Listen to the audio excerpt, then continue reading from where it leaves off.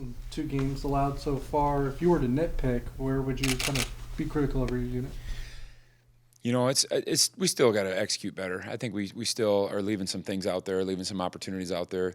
You know, a couple of the runs we had last week, I put our guys in a tougher situation. We did a great job stopping the run except for 2 plays, one of which was easily avoidable, probably on my part. I got maybe a little greedy.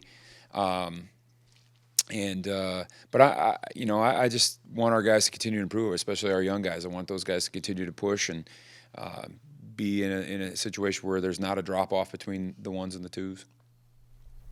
Missouri hasn't been overly explosive this season.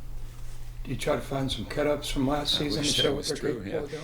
No, I certainly, you know, with only 2 games this year, we're looking at some things from the past. But no, you know, they may have not had, 50-point games, but they're explosive. I mean, they've got some great athletes. They've got a quarterback that can run. They've got talent over there and good coaches. So, it's a scary group. They haven't found their groove yet, but Luther Burden, you mentioned those athletes and other receivers. How concerning are those guys? They're really talented, and you know, I thought Troy had some really fast electric kids at receiver too. The difference between these guys and those guys is they're just bigger. They're heavier. They're stronger. And equally as fast. So it's, I worry not only about the route running and that stuff, but just the catch and runs, some of the screen games, some of the things that get the ball to those guys in space. Those guys aren't going to be easy to get on the ground. That's going to be a big challenge for us. As you come back and evaluated all the tackles for loss you guys have had through 2 games, how much of that has been due to the guys up front, just winning their matchups versus, you scheming up blitzes and other things like that? The two things work hand in hand because we're trying to do things to get people in positions to be successful, but at the end of the day, they are the ones doing it. So, we're really talented up front. I think we've got a lot of quickness on the D line, and anytime you can get those guys moving, I think that's helpful. And then, I think we've got some linebackers that like to get downhill too, and take the challenge in the run game. So. I give as much credit as I can to those guys. Is there anything about that stat, 20 through 2 games, that surprises you at all? Just hearing it for the first time, honestly. I don't, I'm not one of those guys that sits after the game and looks at the stat sheet a whole bunch. To me, I'm more about, okay, we did this call this many times, and this was our efficiency in it, and we did this call this many times. I'm more looking at it probably from an analytical point of view than a results-based point of view. I'm looking at it as, hey, we're executing this call at a high level. This call we're not executing at a high level. So either we're going to get rid of it or we're going to work with it, massage it, and make it better. And so I suspected as much. I couldn't tell you the exact numbers of that, but it doesn't surprise me because of how our guys are playing. The 3 sacks for Khalid are an obvious indication how disruptive he is, but you move him around a lot on 3rd down, sometimes over the nose.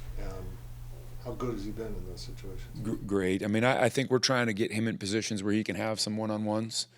And I don't think in his mind it matters if he's over the center, the guard, or the tackle. I know last week, he was getting chipped a lot by tight ends. That'll probably be something that'll be recurring. So we tried to get him in some positions where he wouldn't have that happening to him.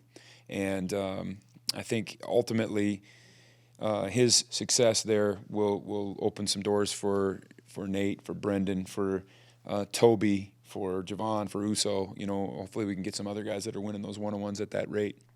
Any thought of maybe Toby's actually a defensive end? We'll see how much he keeps eating.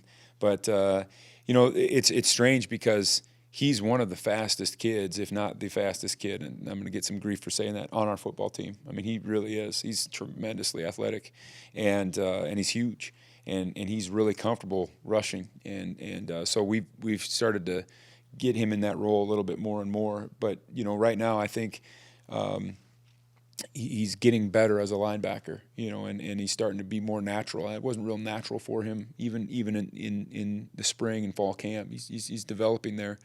So we want to keep force feeding that to him because I think he could be really special, but he's probably going to be special wherever he plays. The cornerback tandem has seemed to have grown in dependability just over 2 games. Mm-hmm. How does that affect the way you're able to make play calls? Yeah, I suspected as much in the summer. I'm happy to see Will Lee developing as he is. You know, I kind of had been around Jacob for a year, and so I knew what kind of competitor he was, and just to see Will grow in his confidence and in his understanding, that's really making me feel really secure. And so, no, I kind of planned for that because I thought that it might be the case. And you throw Keenan Garber into that mix as a solid, solid third guy that could probably play anywhere. You got a really good group, really good room.